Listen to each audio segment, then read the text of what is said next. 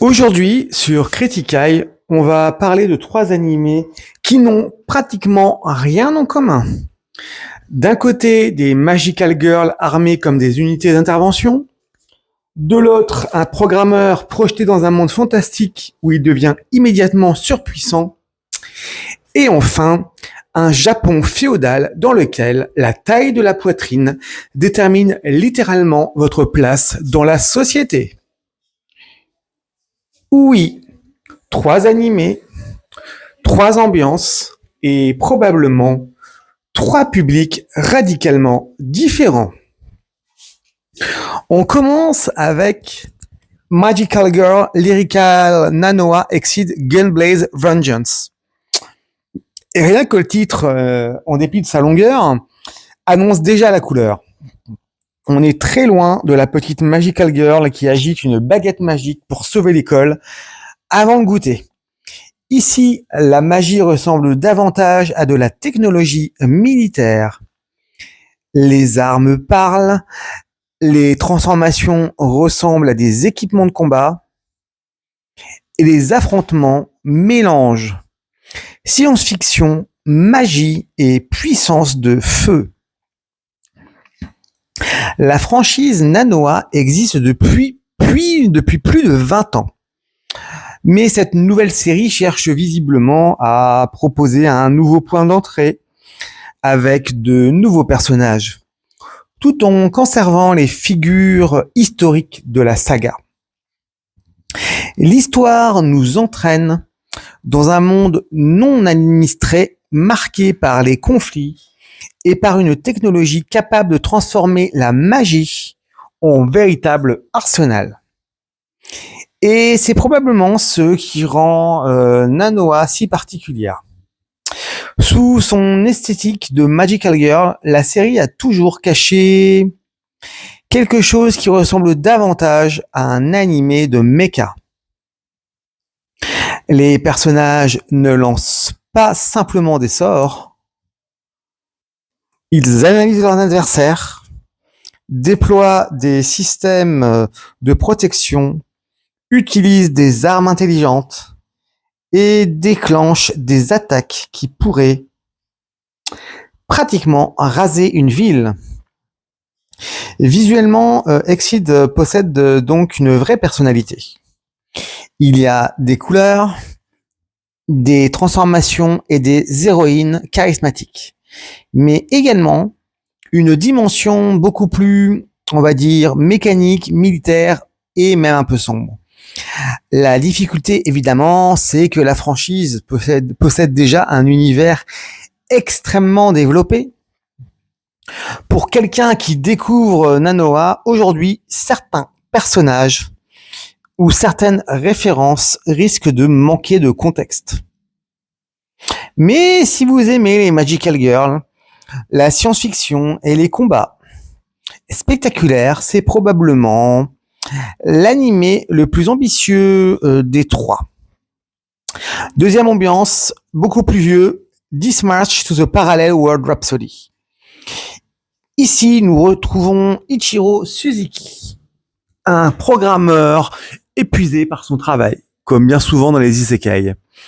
Après être endormi, il se réveille dans un monde ressemblant étrangement aux jeux vidéo qu'il développait. Il prend alors l'identité de Satu et découvre rapidement, bien sûr, qu'il possède un niveau complètement disproportionné. Autrement dit, nous sommes devant un isekai avec un héros surpuissant, mais contrairement à certaines séries où le protagoniste cherche constamment à dominer le monde, Satu veut surtout voyager tranquillement, découvrir cet univers et profiter de cette deuxième vie. This March n'est pas un animé qui cherche à révolutionner le genre, les isekai on en connaît beaucoup. Il reprend énormément de codes classiques, les niveaux, les compétences, les monstres, et les différentes races et évidemment le groupe de jeunes femmes qui accompagnent progressivement le héros. Mais son intérêt se trouve un petit peu surtout dans son ambiance. C'est un isekai relativement calme. Satu est tellement puissant que bon, on ressent rarement un véritable danger. Et paradoxalement, cela peut devenir la principale qualité de la série. On ne regarde pas forcément 10 matchs pour trembler devant chaque combat. On le regarde pour suivre, on va dire, un personnage compétent qui voyage, limite un peu du school life, qui découvre des nouvelles villes, goûte différents plats et résout les problèmes sans passer 12 épisodes à hurler le nom de son attaque. C'est presque un animé de détente, déguisé en aventure fantastique. Évidemment, hein, cette tranquillité possède également ses limites. Le manque de tension peut rendre l'histoire assez plate et les personnages secondaires correspondent parfois davantage à des archétypes qu'à de véritables personnalités complexes. Mais si vous cherchez un isekai confortable, facile à regarder et sans prise de tête, This March remplit parfaitement son contrat.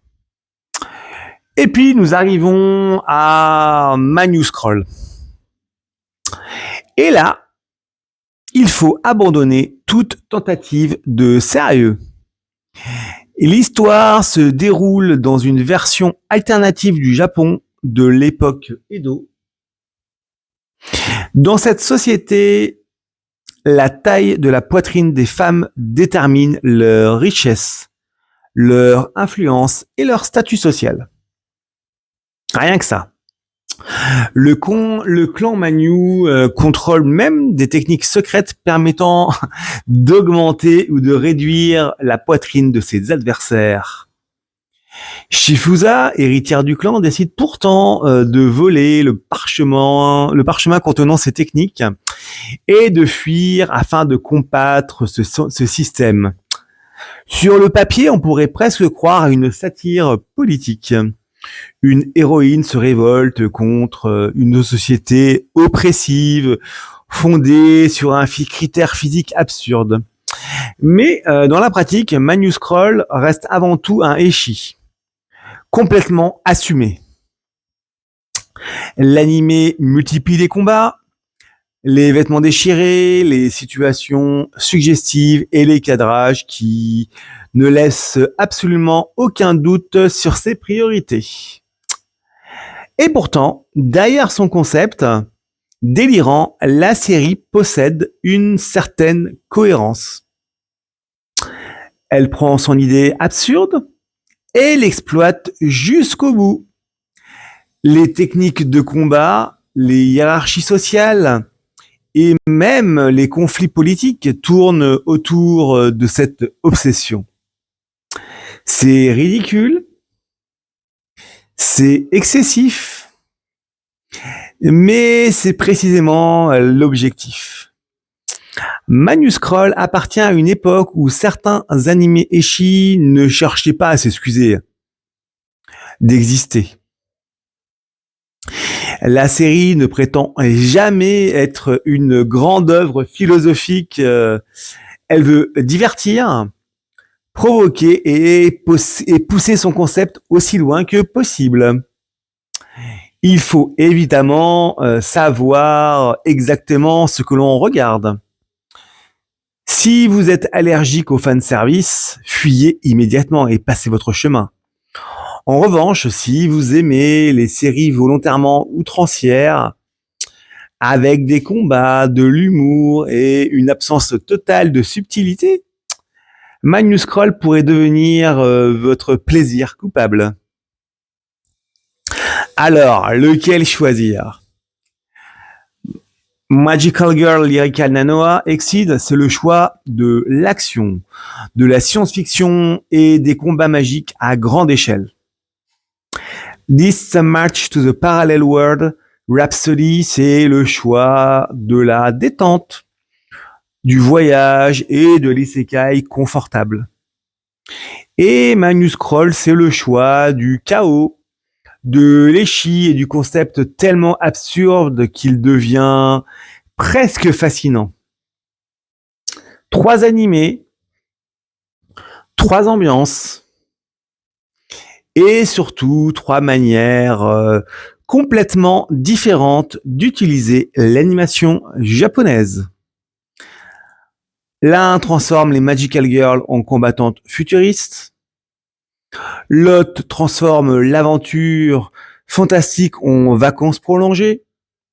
Et le dernier transforme une obsession physique en système politique féodal. Personnellement, Nanoa est probablement le plus intéressant visuellement. This March est le plus facile à regarder tranquillement. Et Magnus Scroll est clairement celui que vous éviterez de lancer lorsque quelqu'un entre dans la pièce. Mais maintenant, à vous de choisir. Vous êtes plutôt magie et puissance, de feu? Isekai tranquille avec un héros surpuissant? Ou Japon féodal totalement incontrôlable? Dites-moi votre choix en commentaire. Abonnez-vous à Critical pour découvrir d'autres animés, anciens comme récents, son snobisme et son langue de bois.